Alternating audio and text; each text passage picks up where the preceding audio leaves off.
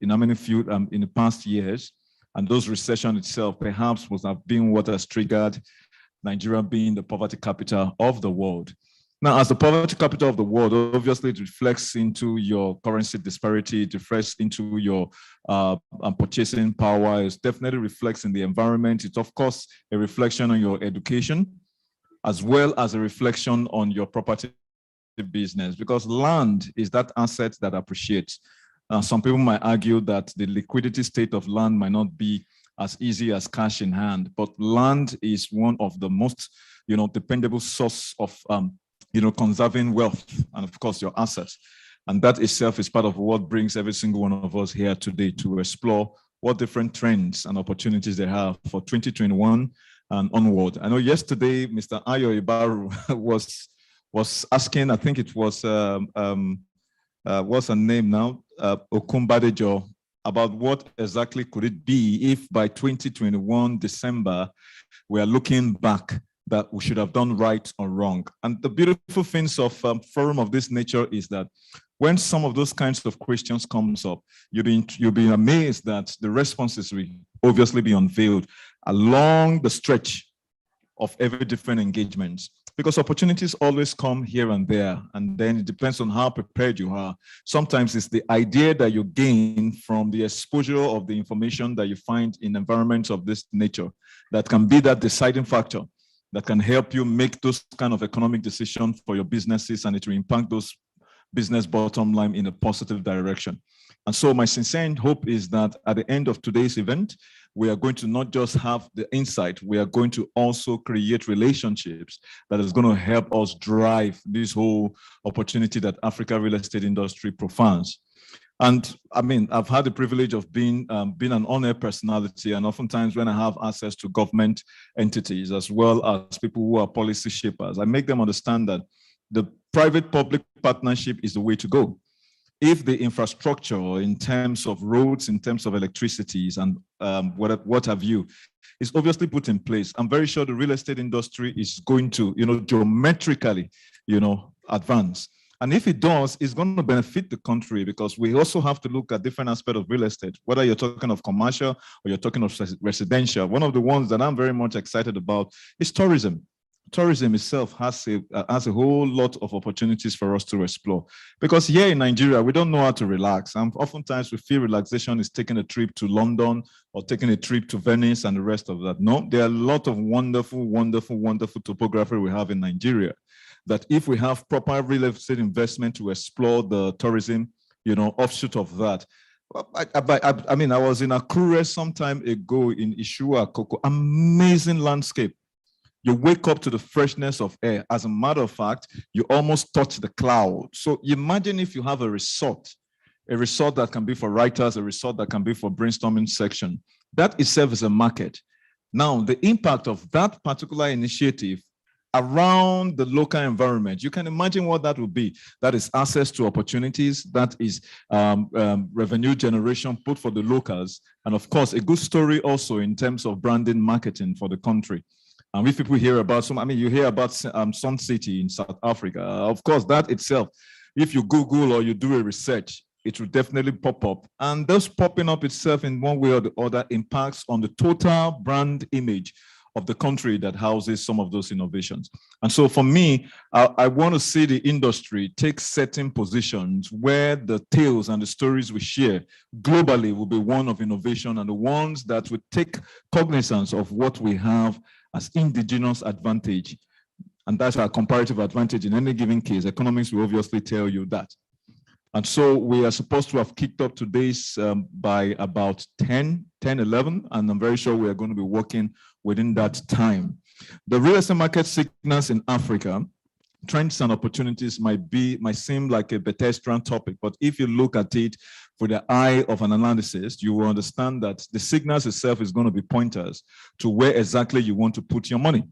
I know Mr. Odunayo yesterday was making several emphases in terms of access to funds, as well as capital allocation. Nobody wants to invest, take any risk that is not calculated, in the sense that at the end of the day, there's no return on your investment. So what's the point of it all? Because whether it's by equity, whether it's by loan, whether it's by whatever means of financial instruments you're using, at the end of the day, your financial reports must reflect the fact that you've actually invested based on data and research that can definitely guarantee the return. And that is why we're in business. Business is about creating value. It's about creating impact.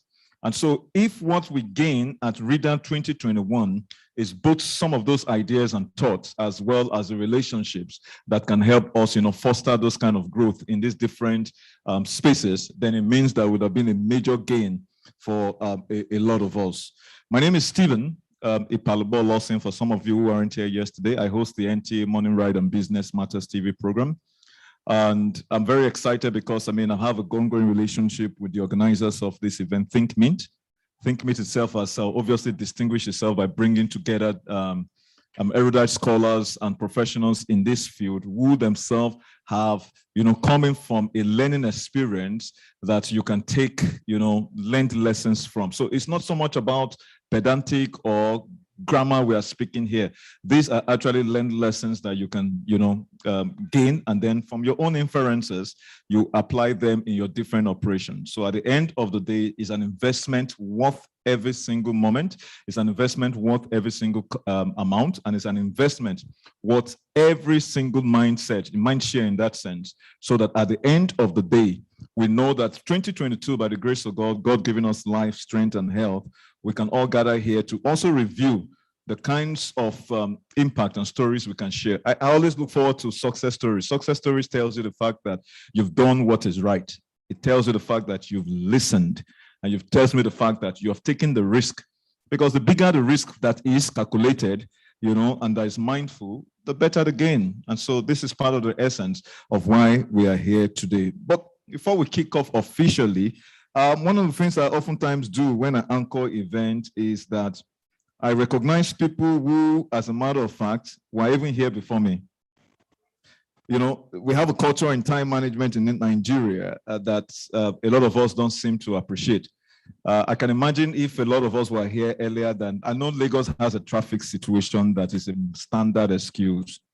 And it's not so much of an excuse, it's actually a reality. Some of us have to drive down. This morning, I was actually sleeping on steering, and it was just the grace of God that I just had to alert myself and to make sure I take a short nap. So I can imagine what kind of stress Lagos can actually offer to us.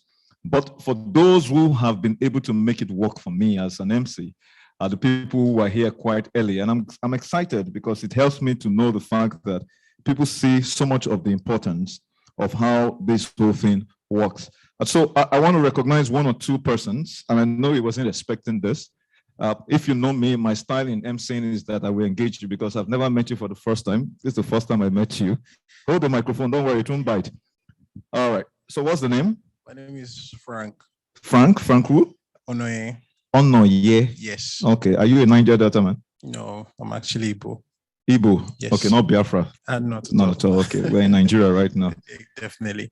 So what's the company? Elanorish Real Estate Limited. Okay, what are you guys into? We're into real estate. Obviously, we naturally. build and we develop, properties as well. Yeah, because I'm wondering whether it's into banking or something.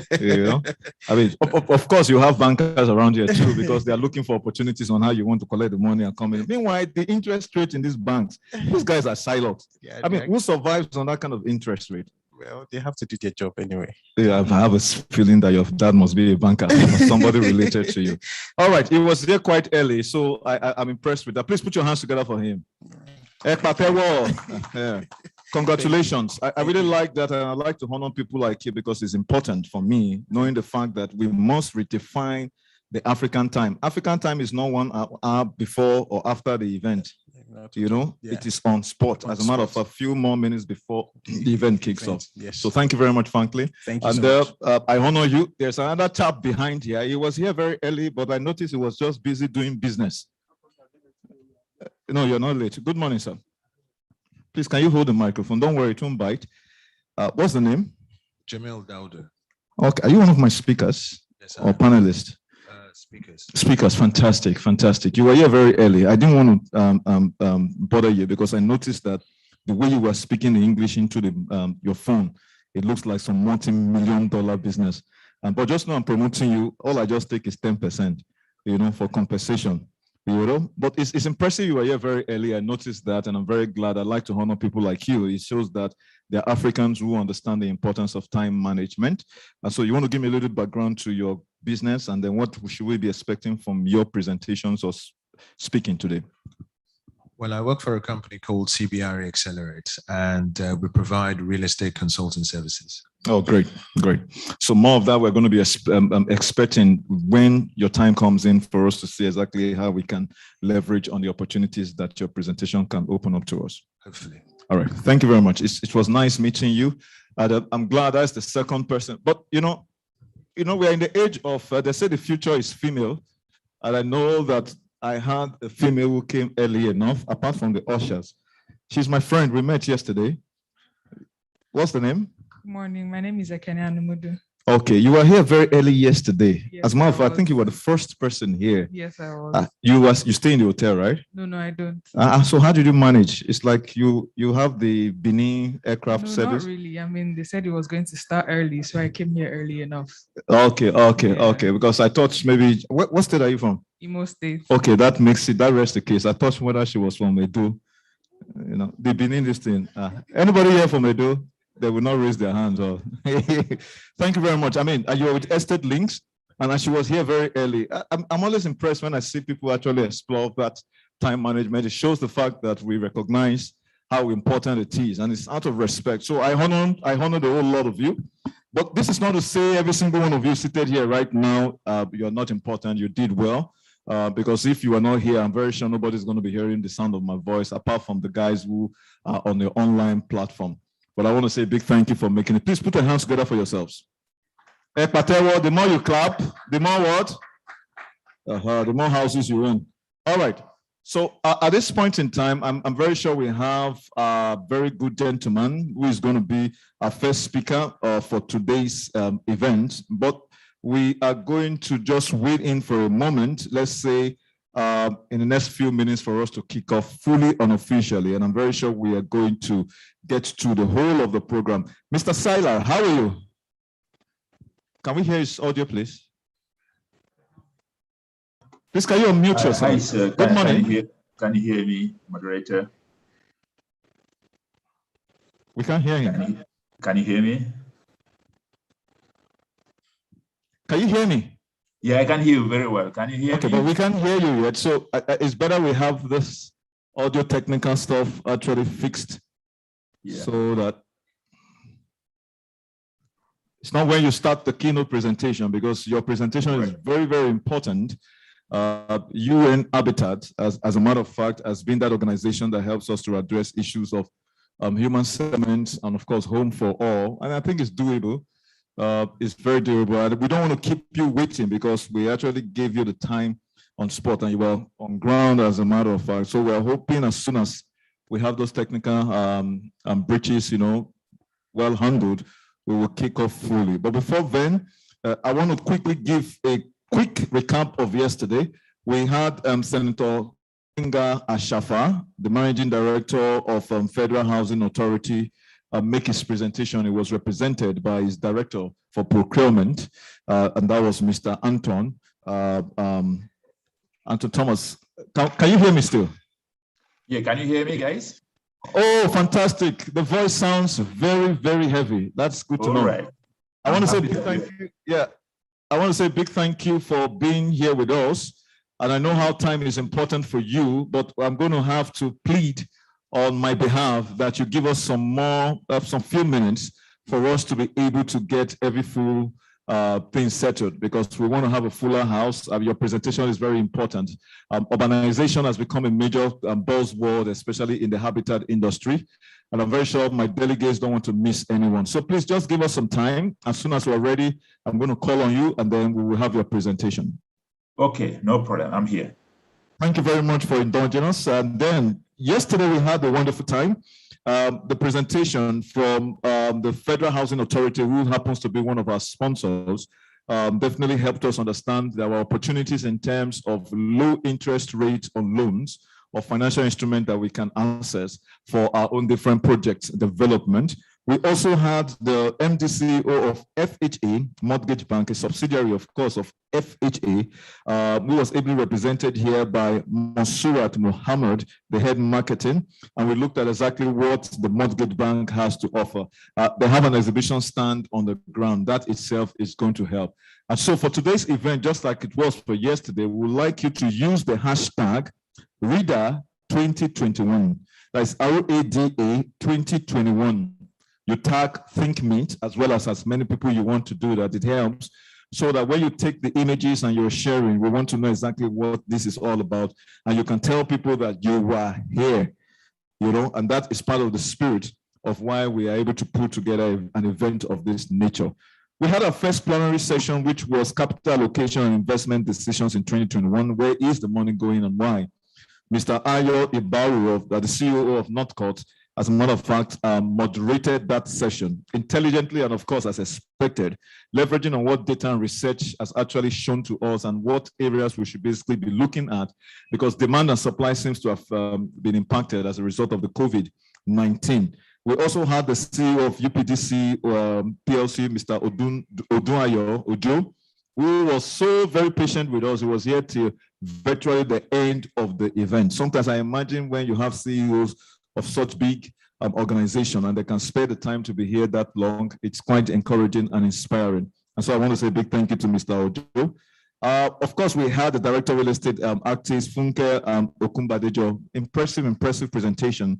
I've always been very inspired by women's story on how they have been able to go through the ladder of leadership based on merits and self-application. And of course, Madam Funke is one person that, you know, emulates and of course expresses that. And that was what that particular plenary session or panel session actually helped address. Of course, Rolake Akingube Filani, the Chief Commercial Officer for Mixstar Africa, actually made a presentation, which was quite interesting because he talked about a need for us to build a whole new Lagos town or Lagos towns. And we see a lot of development happening around the Lekki-Ekpe corridors. How much of those development will basically help to address the housing deficit is a question I'm very sure that needs to be answered as we make progress. The role of gateway cities in the growth of real estate markets across Africa, a case study of Lagos, Nigeria, was actually moderated by Tosin Ajose, lead advisor, Deal HQ Partners.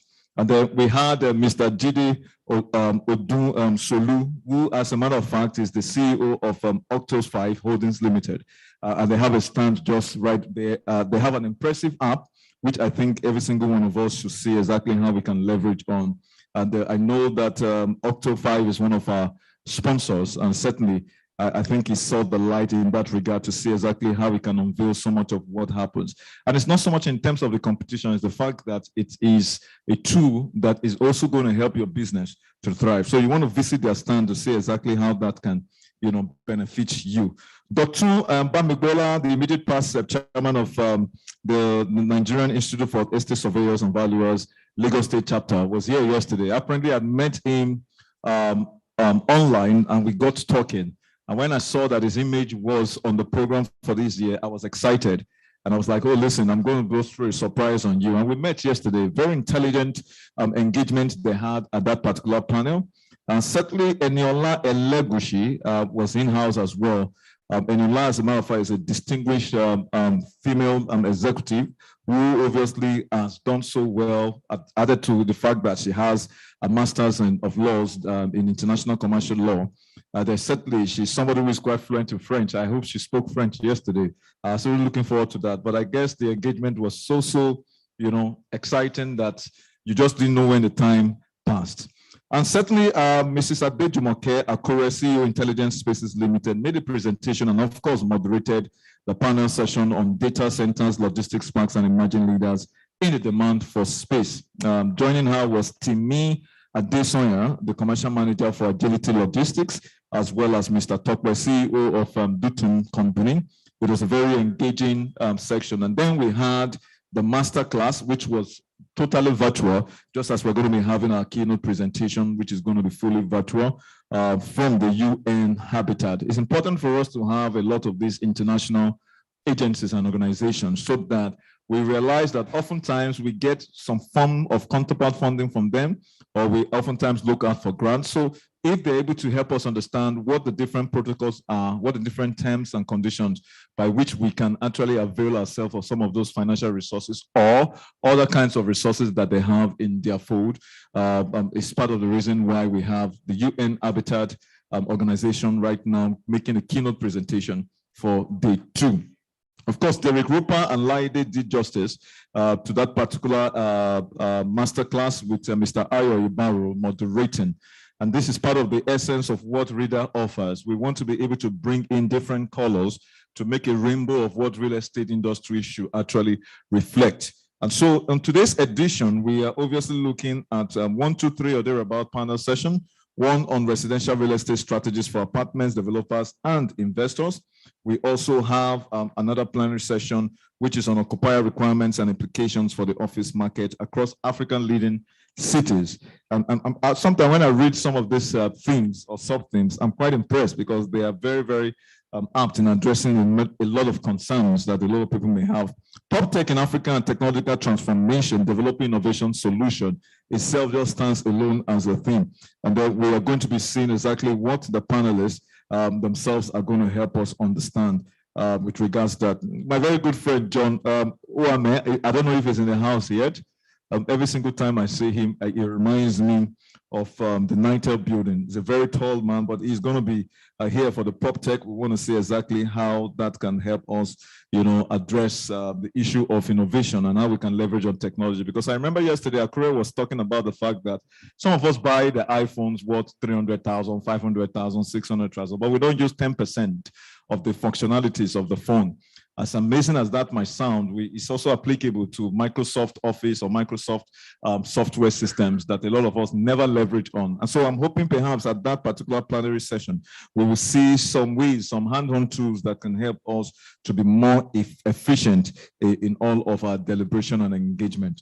Well, you see, the beautiful thing about the fact that some of us actually created some new relationships yesterday, and I'm glad that I met several people. So before we kick off officially, one of the things I encourage is that we should get to meet one another. We're also going to be having a presentation from the Federal Fire Service. I think the organizers thought it well to actually re-invite them back today, because fire is one kind of hazard that actually depreciates your property investment. And if we don't put different kind of mitigating systems in place to help us address, if there's an onslaught of fire, then it means that you're going to be losing so much in terms of money, in terms of time, and who knows, even life. So I think it's a very good one that we're going to be having a proper presentation, or rather a much more full presentation from the fire service to help us understand what we don't seem to know. Like yesterday, I didn't know that there were 3 types of fire extinguisher. All the one I know is the one in the car and the one you see whatever it is. And honestly, some of us may not even know how to even use the fire extinguisher. And yesterday, I think Mr. Shola was saying to me that so if somebody finds himself, God forbid, somebody finds himself in a situation where you're caught with fire, you're burning and all that, you don't run away from whatever it is. You just go down and then roll, to and fro. And that basically extinguishes the fire. I didn't know that. I didn't know that. And I thought that I think myself to be an exposed, educated fellow. But apparently, I gained a great insight yesterday. And trust me, I started sharing that all across my different networks so that you don't know which life you might save, because sometimes we hear so much of too many domestic fire incidents, especially with the one with the women in the kitchen or some other chap in the kitchen, and then there is an explosion. So I don't understand whether it has to do with the mobile phone frequencies or whatever it is. And then when you drive into the filling station, you also see the signs that say, okay, switch off your phone. So perhaps if we have a better understanding why all of this safety precautions are necessary, then obviously it will help us live a much more safer life. And safety is something you can't negotiate. You can negotiate security, but safety is obviously what life is based on. So yesterday, I was glad I met some few people. I met Oladikbo Basirat. I don't know if she's in the house here. I met Barbara Okeke from Octo5. I also met some of my very good friends. His name sounds Kenya. and Quentua Kadizwe. That name is so full. It makes my mouth be shaking like earthquake. You know, is the one who is helping us with Zoom. And of course, I met Eddie Brenda, Creative Studio, who does so much in terms of capturing this image. And certainly Ekene and Numundu, who I met yesterday. And I met several other people, the MD and director of Octo5, Mixstar, and the rest of them. So this is what I'm going to do. I'm going to ask that we all stand up for the next few minutes, 10, 20 minutes, get to introduce ourselves to one another, and I'm going to come back to each one of you to ask how many persons you met. Exchange cards, exchange numbers, look out for deals, opportunities you can actually explore. And when I come back, the person who met the highest number of persons has a surprise package from me. So ladies and gentlemen, I'm going to just call on the sound guys to give us a house music that is low so that you don't overshadow their voices, while I encourage every single one of us to please be upstanding and get to meet one another for the next 5-10 minutes or thereabout. As soon as I have all of my speakers on ground for my first panel session, we will kick off. Thank you very much. Please put your hands together for me. It's not easy. Thank you, thank you. So please, let's encourage you to stand up and get to meet one another, exchange cards. And when I'm ready, I'll come back to you guys and I'll find out who the best winner is. Thank you.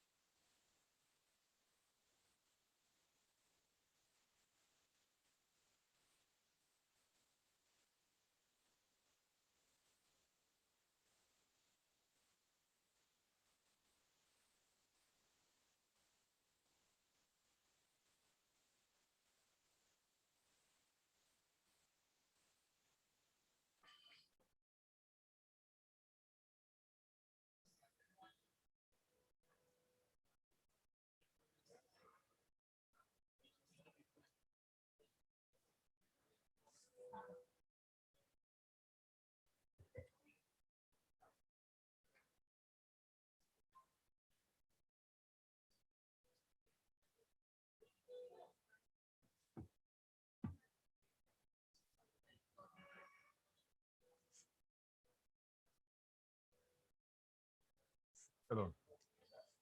Hello. Hello. All right, thank you, ladies and gentlemen. And some of us don't want to stop. Don't worry, the networking session is not finishing because at the end of the day, I'm going to come to each one of you to find out who had the highest numbers of new acquaintances that you have met. Ladies and gentlemen, please, we're about to start officially. Can we please close the breakfast section so that everybody comes up and have their seat?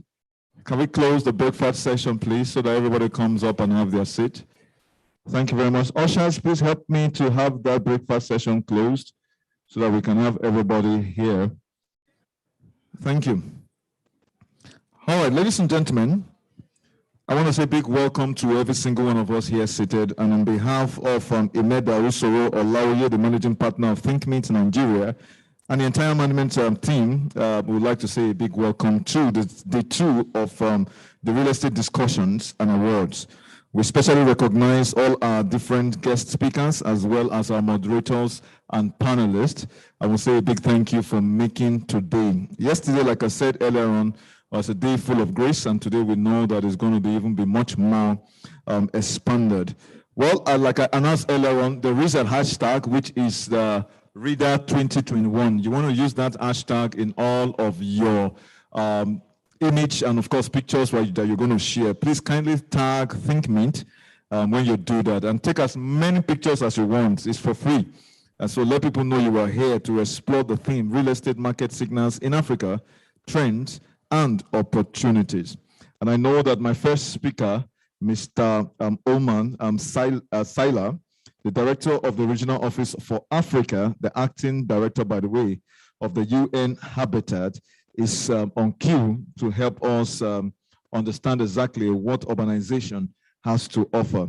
He is, as a matter of fact, served as a senior human settlement officer in the Regional Office for Africa and the chief technical advisor for UN Habitat Country Program in Congo.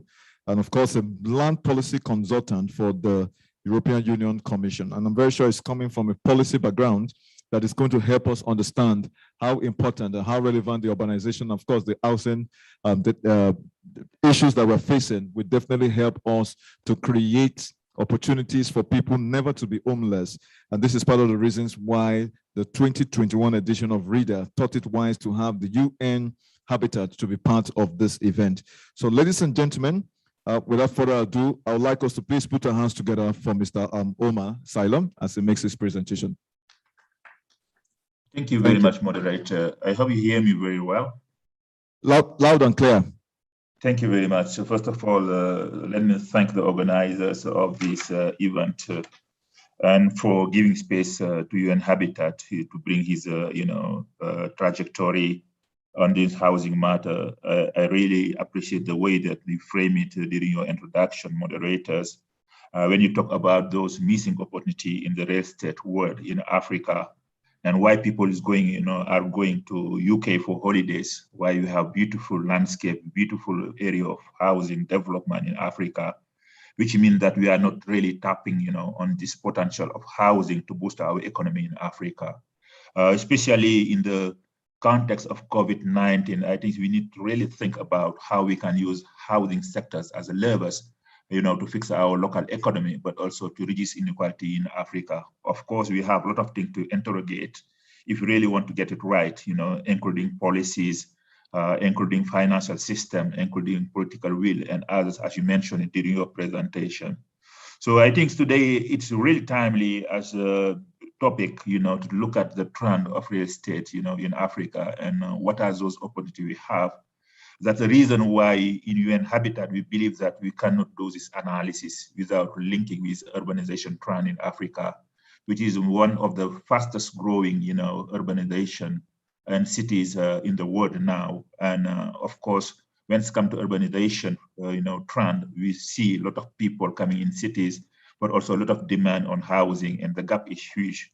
So our thinking as UN Habitat was looking into global trend, of course, global framework, because we see this housing agenda on top of the agenda, including SDGs, new urban agenda, but also the African vision. But at the same time, what does it mean in terms of approach, to fill the gap in terms of housing delivery in Africa.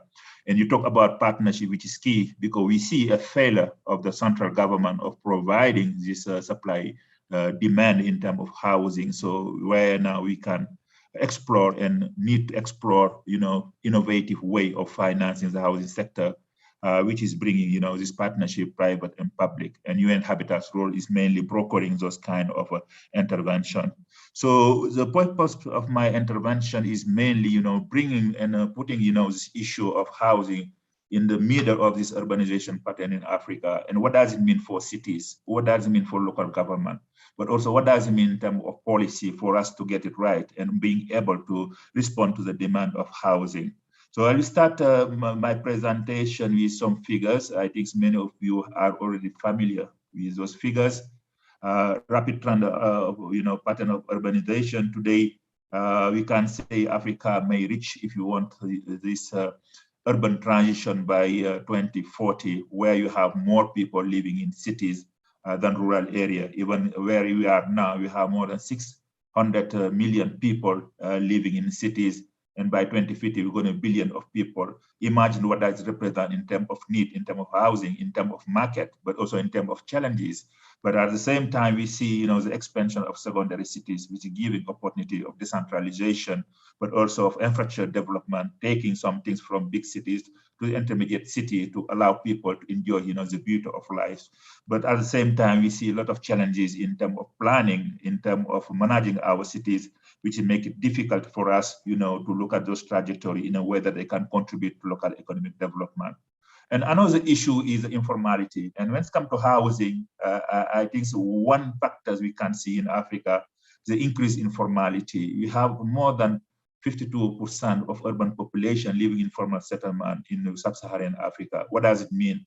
Lack of water, lack of housing, lack of tenant security, lack of basic services. But at the same time, we have this issue of financing, which is quite a big issue that we need to look at. I will come back on that as well, on the issue of financing. So this is the housing deficit in Africa, Sub-Saharan. I think the figure sometimes can be controversial, but what is sure is the deficit is huge. In Kenya, we have 2 million deficit units. I think in Ghana as well, you have more than 1 million, unit deficit. In other countries like Senegal as well, the deficit is huge. Hence, the importance of finding solutions to build decent, fast, and good and affordable home, but also look into the different dimensions, social, economic, and environmental dimension, because housing itself cannot be isolated from other areas of living condition of communities in cities, in neighborhood, or in gated communities. The social function, the environmental function become a key element to be addressed on the development of housing system. So what are the global housing agenda we are talking about? I think it doesn't start with the SDGs, because through this, what we call Istanbul, which was the Habitat meeting in 1994, there was quite, a strong commitment from member states to address this issue of affordable housing in a very convincing manner. So if you want now, the SDG is just, replicating and bringing back those aspirations and those commitments to make sure at least, we can have a provision for adequate, safe, and affordable housing, but linked to basic services. And most importantly, for the case of Africa, is how to get out of those slums and how to improve living conditions in slums to make sure we have nice cities, but also improve living condition of people. The second one is a new urban agenda, which was adopted in 2015 in Quito. I think Nigeria has played a key role for Africa, because Africa was the only continent who came up with a common position paper. It was championed by Nigeria, Ghana, and South Africa, and which means that I think we have a strong political will from some level of government of thinking through, this issue of urbanization, but most importantly, looking at the element of housing, leaving no one behind, ending poverty, but providing equal access to adequate and affordable housing is one of these aspiration of the new urban agenda. We have as well the human rights standards, from this international covenant on economic, social, and cultural rights, because housing is a human right as well, and everybody has to have access to that, whether you are poor or rich. So I think this is similar for everyone as long as this covenant is concerned. So what is important for us as UN Habitat, we try to put what we call housing at the center, because this is a position that we have been putting forefront to demonstrate how housing can play a critical role in promoting economic development, but also in promoting, equalities in cities and human settlement. That's why we developed those guiding principles for holistic policy and strategy to use to housing sectors as a vector for poverty and spatial inequality and to drive sustainable urban development. So this is our assumption. Housing in the Sun Center, whatever we are doing, we just need to see how it linked to housing, whether it is spatial dimension, whether it is economic dimension, so to lead to this holistic conception of the concept of housing. What are the key principles of that? First of all, building hope for people and leaving no one behind. I talk about this equality aspect, but most importantly as well is the conception we have that housing is not only a roof, but is more than that. It's more than that. You need to look at about women, youth. You need to look at about health, education, employment, but the element of data as well and the element of governance is very important because you need regulatory framework established, you need local government to get involved, and you need policy in terms of transparency, access to financing are fundamental. Sustainable housing is building sustainable cities. What is the link and connection between housing and sustainable cities? As you may see it here in the diagram, housing in the center, but there's an ecosystem surrounding the housing which may allow you to put a decent, neighborhood system. One element is transport. Another one is security and safety opportunity. That's why UN Habitat is promoting mixed-use system in the planning system, but also facing those challenges related to climate change in terms of risk reduction, increased participation of communities in the cities, but also taxation systems through economic growth and urban prosperity are fundamental. And now we have the dimension of health. I assume that you saw this publication released by UN Habitat 2 months back on COVID-19 pandemic and cities, which is showing, how central is the livability of the cities in terms of combating disease and improving living condition. And we cannot approach this housing scheme without getting now right this, health dimension. So housing as vector of economic development, of course, you talk about it, moderators, because right now we are not tapping really well on this potential and this opportunity given by the housing sectors. How much we are getting in terms of taxation system, how much we are getting in terms of industry infrastructure and infrastructure development, how much we are getting in terms of employment generation, and now in terms of taxation system. I've been reading one report last week from Senegal.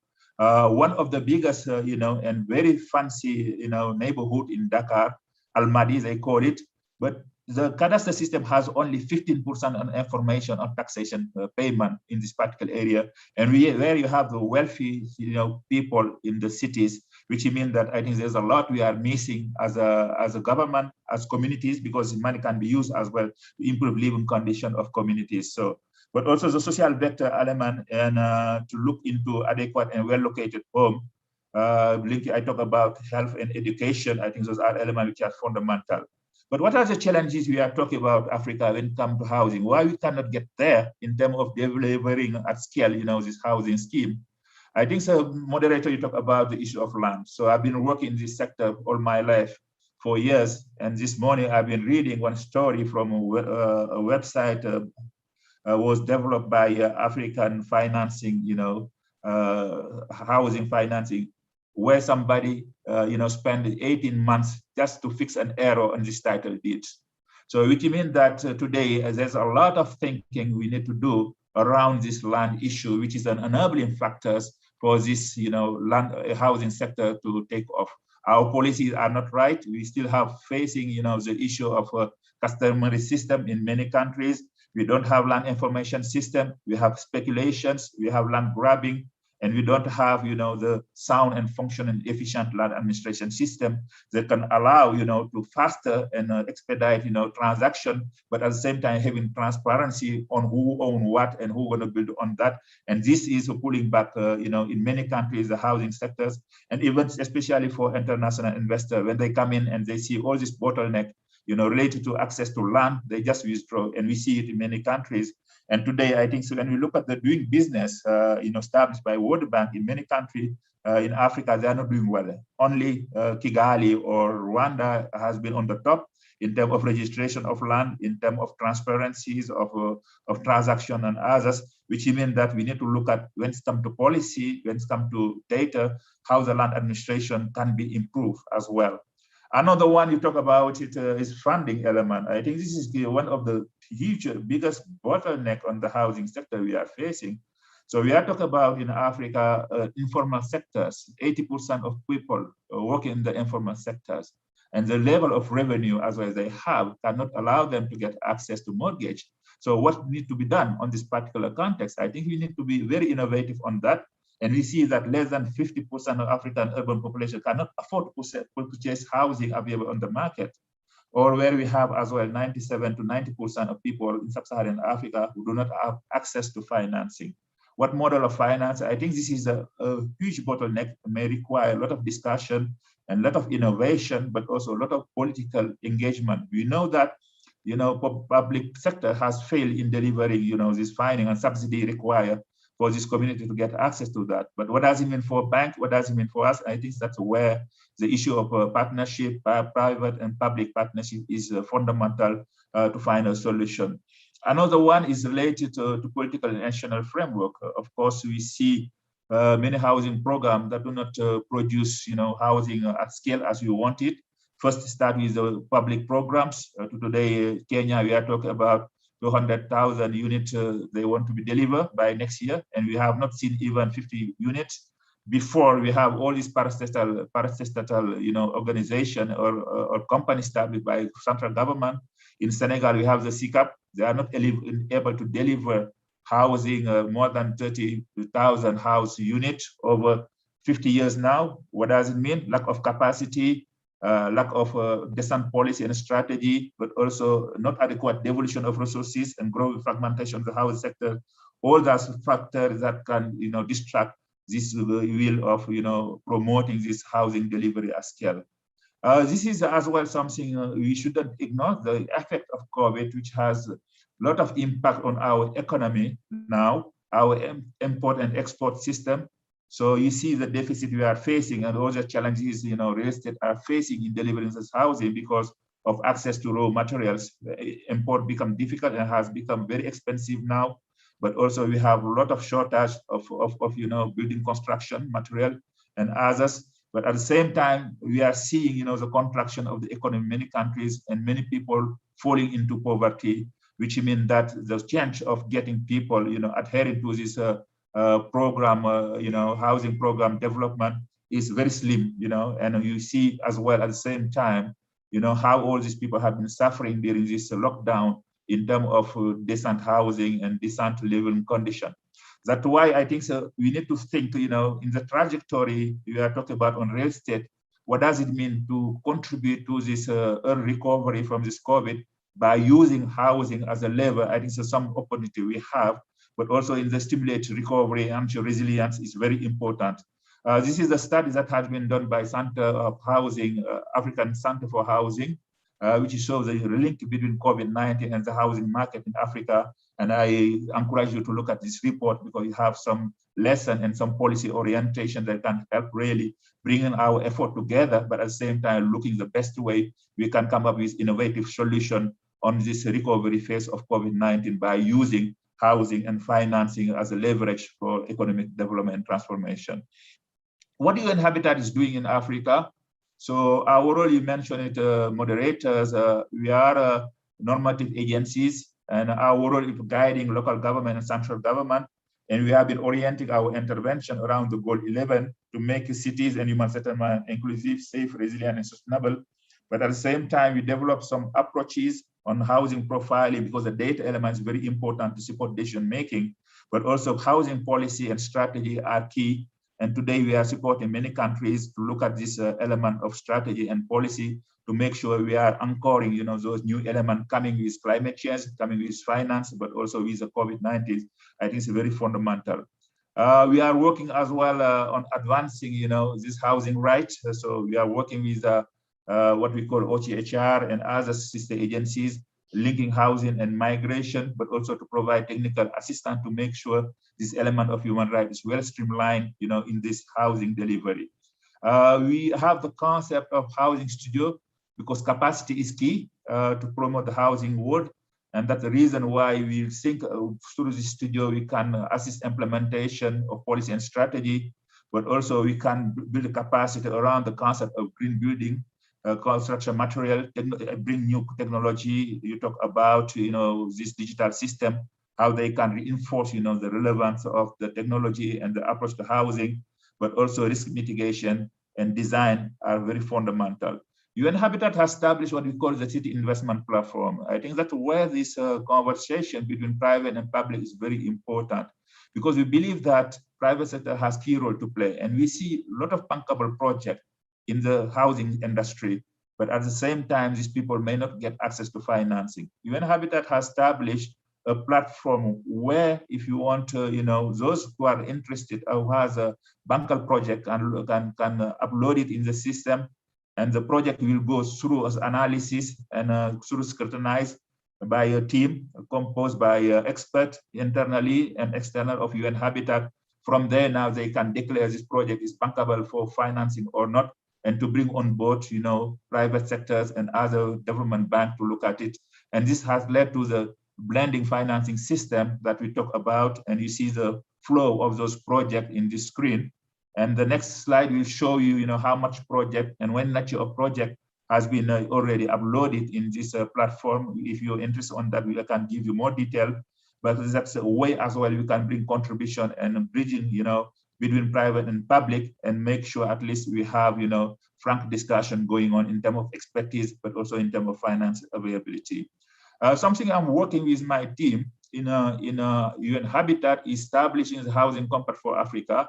I think we saw the slowness of the delivery of housing as scale, but at the same time, we see this need and the opportunity.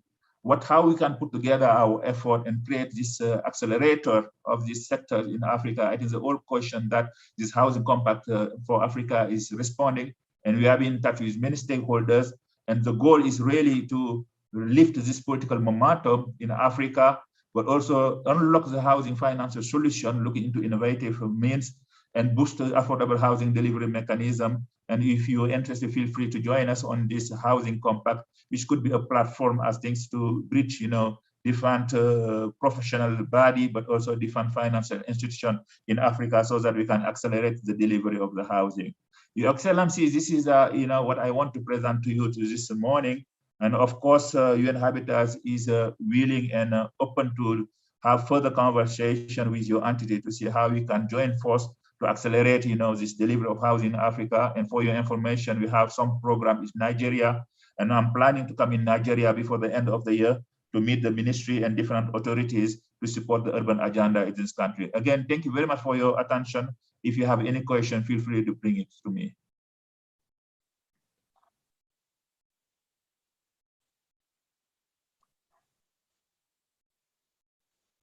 Hello. Yeah, hello. Okay, you can hear me still, right? Yeah, I can hear you, sir. Okay, great. This is an impressive presentation.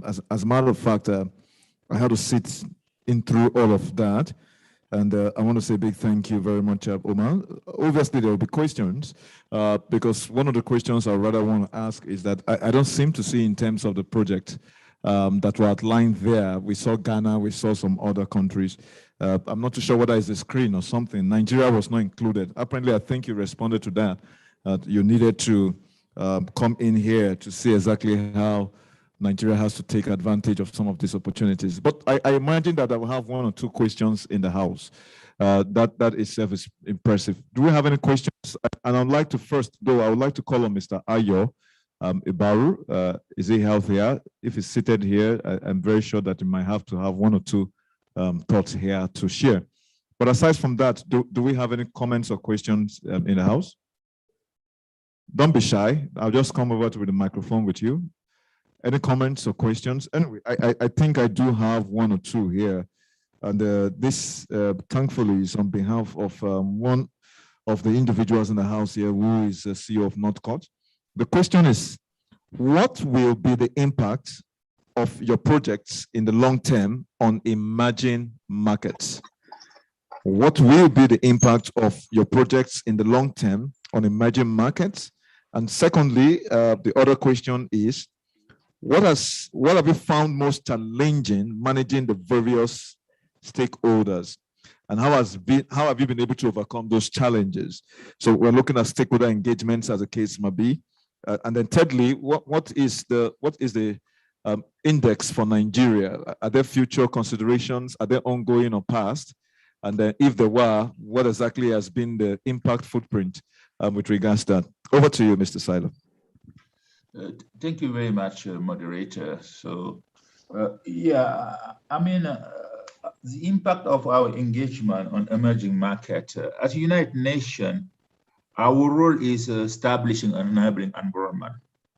So we are not financial institution, but it's more about looking what do we need, ingredient do we need for this market, take off. One element when you talk about cities and we talk about housing, if you don't get right your planning system, you may get back to another informal settlement and your project will be not bankable.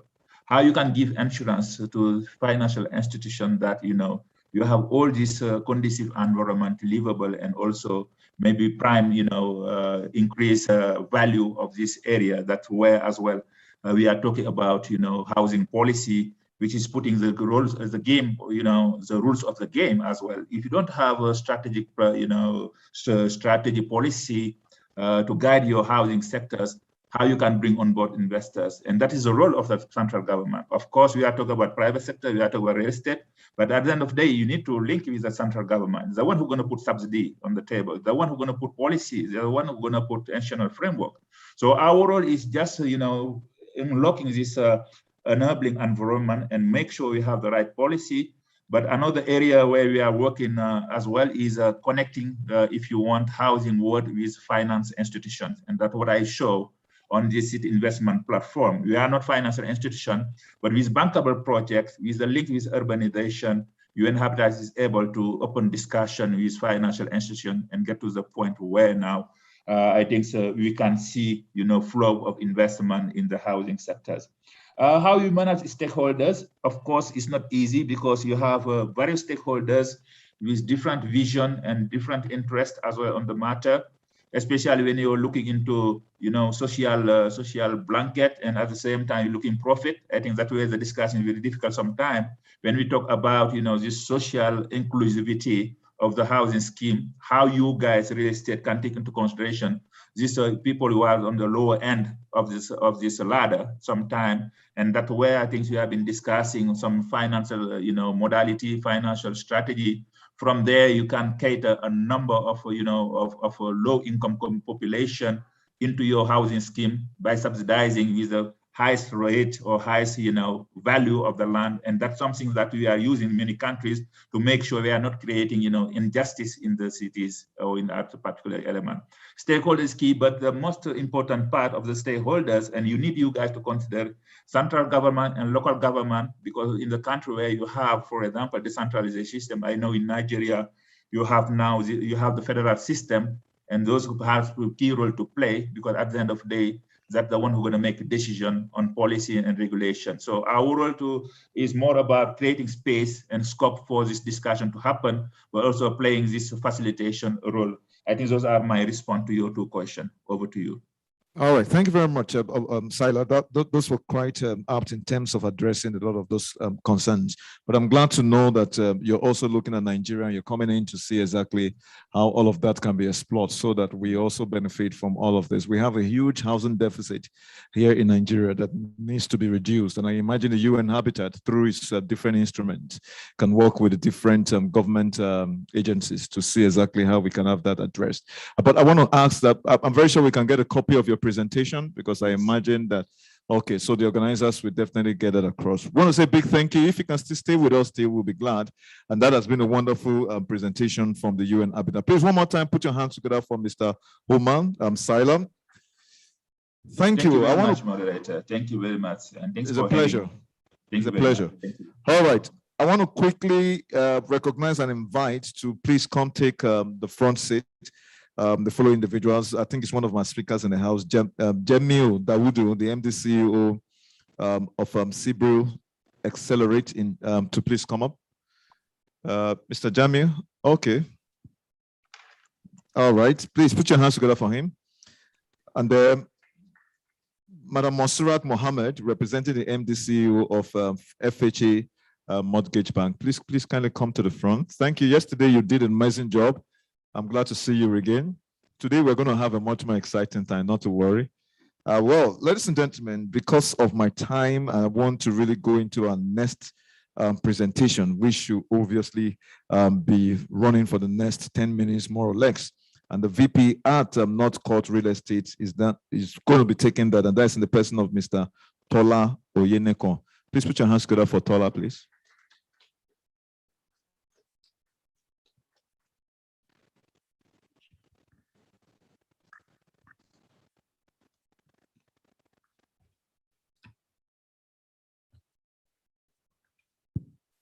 Morning, everyone. Big thanks to the Think Meet group for this amazing putting together this amazing conference. And I also want to appreciate the presence of Ayo Ibaru, CEO North Court. And so this is actually my first industry speaking engagement, having been under the tutelage and mentorship of Tayo Dunsin and Ayo Ibaru. So very quickly, we will be talking on the trends in gated estates, focus on Lagos. The theme for this year's Reda is real estate market signals in Africa, trends and opportunities. All right, is there a clicker?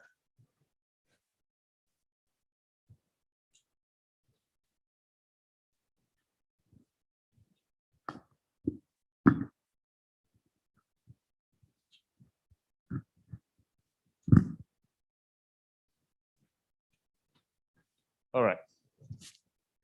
So gated estates are generally perceived to have created a form of distinction or differentiation between different strata of the society. So we have the upper class and the lower class. And so gated estates generally have created some sort of us versus them, style of living. And so Joan D. Chitista just gives this quote just to see how she can give a balanced view on compassion. So compassion makes no distinction between friends and enemies, neighbors and outsiders, compatriots and foreigners. Compassion is the gate to human community. And so while we consider the complexities that surround gated estates, this quote seeks to offer some sort of empathy, whilst we consider those complexities. So basically the evolution of gated estates, how did gated estates evolve? People's need to feel secure. If you look at the concept behind gated estates, we are looking at things like, can I remove this? So we're looking at things like physical barriers, the thick walls, the high fences, the gates, and so that need to feel secure, of course, gave rise to gated estates. And so people began to see the need to fortify their environment, fortify, their apartments and things like that. And so even in the rise of urbanization, of course, has led to crime rates increasing, all sorts of things. And so that need, to just restrict access, that need, to restrict level of crime or, things like that has also given rise to gated estates over the years. And so just to give a global perspective as regards gated estates, that's AHSUS, that's the American Housing Survey for the United States, actually came up with that survey and said that 11% of residential communities in the US are gated estates. And so we have the top gated estates right there in America, 50% of them found in California alone. So top celebrities like the Kardashians, they stay in the Oaks, Beverly Park. I think it was Sylvester Stallone who is planning to sell his house or has sold it right there in Beverly Park. So that's just giving a brief summary of what's going on in different countries, Poland, Hungary, Romania, Czech Republic. But then what you would see common, across these countries is that main feature, which is security. So having to trigger the need for gated communities, gated estates, gated apartments. You would see that common across all countries. We all know what's going on in South Africa, following the arrest of Jacob Zuma. Everywhere it's upside down, all kinds of things. I think it's Pretoria. Pretoria is actually regarded as the second most dangerous place to live in the world. Crime rating is so high. And so we have, things like that going on across various countries, Egypt, Ghana, Kenya, and now our focus will be on Lagos gated estates. And so this is an ongoing survey. I mean, we at Northcote, we tend to pick up new trends, and having, perceived the demand or just perceiving the level of activities going on in gated estates, that has led to, us taking up this research on gated estates. And so it's just, I think I just want to mention that we just need to keep our fingers crossed. The next couple of months, we should have a more robust, study on gated estates. And so we had to, consider a number of locations across Lagos, both on the mainland and the island parts of the state.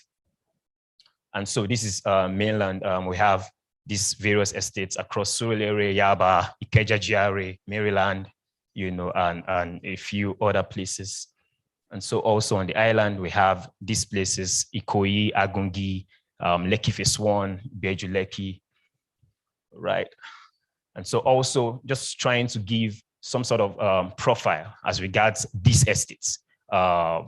We have the upper class. And so we have places like Banana Island, Richmond Gate. And so these are places that, accommodates, top people, politicians, top celebrities. I think Richmond Gate Estate is where we have most celebrities, where we have even the streets named after some of these celebrities. And then we have the upper middle class, that houses top executive staff, CEOs, and individuals like that. And then we have the lower middle class, people, high-ranking officials in the government space, in the civil service sector, Ibrahim Adesoya, Alaka, right there in Surulere. And so, considering level of infrastructure, we're looking at things like roads, road network, drainage system, electricity, things like that. And so we have Cameroon Green Estate by UPDC, right there in Ikoyi. And we have Farah Park by Mixta Africa, and then a few others just, spread across various parts of the state. And so there are a few voices when it comes to gated estate research. And so we have Blakely and Schneider. Blakely and Schneider are, one of the main voices when it comes to gated estates. And these guys, will give an idea behind the types of gated estates. And so it's categorized under lifestyle communities. And so we have lifestyle communities that emphasize, leisure activities, leisure facilities, things like golf amenities. And so it's interesting to also note that Mixed Africa, are, developers of Lakwe Lakes Golf and Country Estate. They talked a bit about, their developments. And so that's an example of a lifestyle community. I was excited when our MC began to, talk about his interest in tourism. I'm not sure, what's the name of that place you called in Nakure? Yeah, so I mean, there's this place you mentioned earlier, that just emphasizes tourism. But then that's a development that is designed strictly for that. But then we're talking about residential communities that also integrate, tourism activities. And so that's what the lifestyle communities seek to address. And so we have Lakwe Lakes Golf Estate. Then we have the prestige communities. They emphasize social status, over and above lifestyle amenities, recreational facilities. It's just a matter of status. So having to reflect the desire for image, for privacy and control. Then we have security communities. These are gated communities. A very good example is the Flagstaff House, right there at the corner of Marina, just linking Victoria Island. I mean, that's a house, or that's a residence that used to house former prime ministers here in Nigeria. I think the chief of army staff will stay there when it comes to Lagos. And then we have the State House. That's the residence of the executive governor of Lagos State. So if you notice, that particular axis is restricted, even in terms of vehicular movement. And so that's right there, security communities. Then this is for Blakely and Schneider. Then we have another voice, Burke. His name is Burke. Types of gated estates, secure apartment complex. And so Jacob Mills Estate, located right there in Yaba, they emphasize, blockage. So there is that restriction. They don't have the recreational facilities, the leisure facilities that we see in lifestyle communities are not so common in such apartments. But then, they emphasize security. They have restricted access to these places. Then we also have secure rural residential estate. A very good example is the MTL Gardens developed by OPIC, that's the Ogun State Investment Property Corporation. And so those are gated communities located just at the edge of the rural fringe. I mean, MTL Gardens is located just at Isheri, just very close to Lagos, just border between Lagos and Ogun State. Then we have the secure resort community, gated communities that contain a variety of elements that are indicative of resort style living. A very good example, again, is the Lackwell Lakes Golf and Country Estate. But then we also have the Isimi Lagos coming up by Landway, which is also turning towards that direction. So what are the drivers and challenges? The key drivers when it comes to gated estates, globalization. I mean, that has led to high standard of living.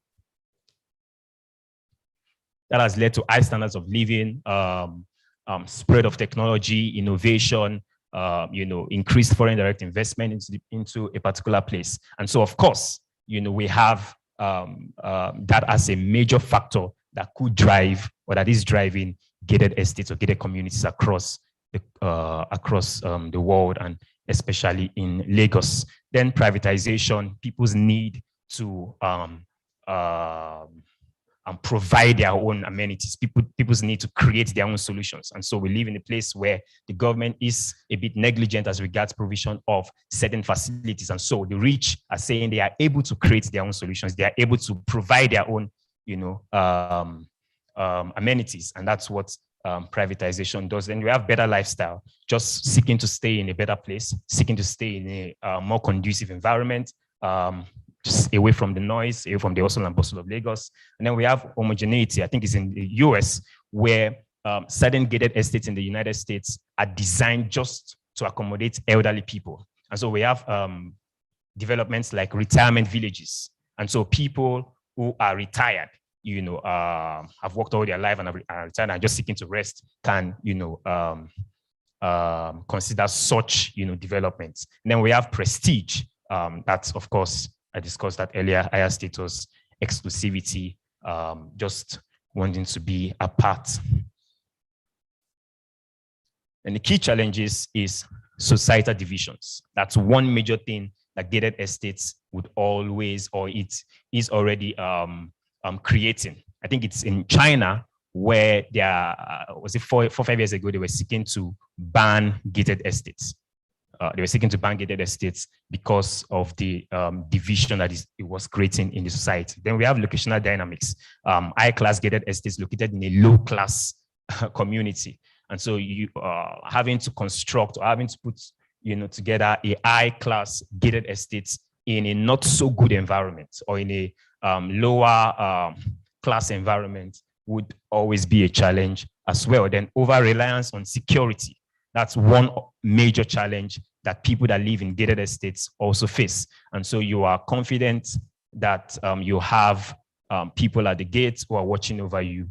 And then there are still cases of theft. There are still people recording cases of being broken into as regards their homes. And we have poor internet connectivity.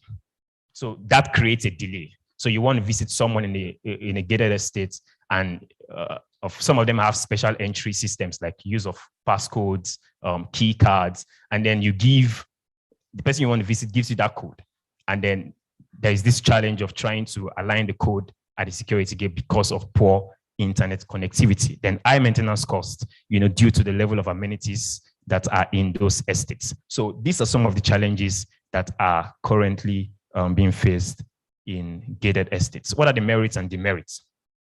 Current demand trend, that's what we are seeing right now. I'll talk a bit about that, subsequently. Exclusivity, security, sense of community, that's sense of belonging.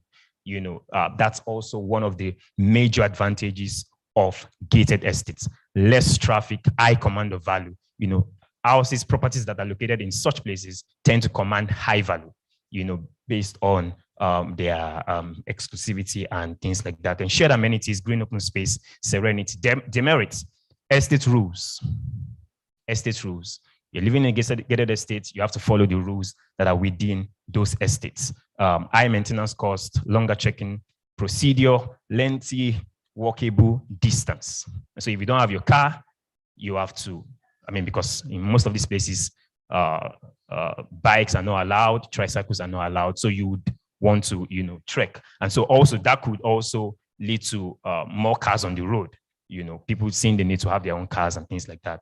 Then retreat from civic responsibilities. Why? Because you are enclosed, from what's going on in the society. And so we have the Lagos state government having to have separate days for cleaning. You have to wake up and clean your surroundings. Things like that you will not necessarily find, in gated estates. Then price trends. So these are a few, I'm not sure, I think there's something wrong with. So this is Nikon Town, Ocean Bay, Mayfair Gardens, and Bera Estates. And so what you will see here is the consistent rise in prices. This is a trend from 2016, and this is cutting across a number of estates. So this is another trend. There's something wrong with this slide. It's just, so we have 2017, 2018, 2019, 2020, 2021. And what you will find is that consistent rise in the prices. Of course, I will discuss also why that is so. In 2021, we see those prices, rising significantly.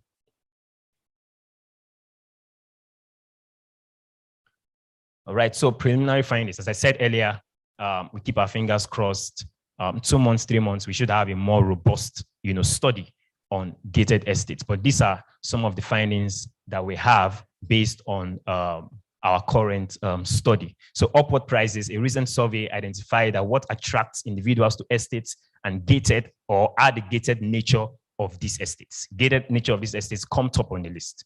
So there are things like infrastructure also on the list, but the gated nature, that's the need for security. And I would just like to mention that following the NSAS protest, last year, was when we began to perceive that demand for gated estate, that need to feel secure, that need to stay in a more secured environment. And of course, that will lead to increased demand, and that would also reflect on the pricing. So in light of inadequate urban security, there is that perceived heightened demand for gated residential estates. I think we considered a few estates, in terms of their vacancies. And so what this would do ultimately in terms of increased demand and all of that would ultimately reflect on the vacancies. So vacancies generally will begin to drop. I know Metro Gardens Estates, Treasure Gardens Estates, Treasure Gardens Estates, those are estates that have, very reduced vacancies constructed by UPDC. Then we have higher supply. So developers growing interest in the supply of gated communities just to meet that demand. So again, this is just an abridged presentation.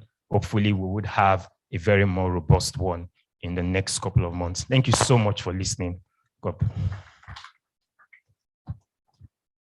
Thank you very much for such a robust and very horrible presentation. It shows so much more of what is going on, but I don't know why the NSAS issue has become more like a turning point in terms of reference data and what exactly is going on. However, I guess that as humans, we advance with all kinds of situations. And if that is bringing about something positive in the real estate industry, I think we can all be thankful for it. Well, ladies and gentlemen, I want to say a big thank you to every single one of us seated, especially our different delegates, as well as our speakers who are already in the house. And but I want to also quickly recognize our sponsors, which is the FHA Mortgage Bank Limited, Octo 5, Urban Shelter, Purple Not Code, Homework, Lowy, Business Day and Guardian being our media partners. We want to say a big thank you. And of course, the support of Lagos State government, as well as UN Habitat and other organizations. Thank you so very much for making this possible for us at this hybrid session. And of course, all of you joining us online via the Zoom, you always can also engage us through the Q&A or chat boxes. I'm very sure they're going to take note of your comments and definitely pass it across. Immediately, we're going into the residential real estate strategies for apartment developers and investors. And so I'm going to ask my technical team to please make available 2 more microphones. I'm very sure we can drop these ones here. And to help us with that particular session, first and foremost is the head Premium Markets, Jide Taiwo and Company. And that is Madam Olawumi Olashore. Please, can we put our hands together for her? Is she in the house? Okay, you've been here all the while. Oh, so sorry, ma'am. Please come up. And you are taking charge, I believe. Much of the details of her bio are obviously in the programs.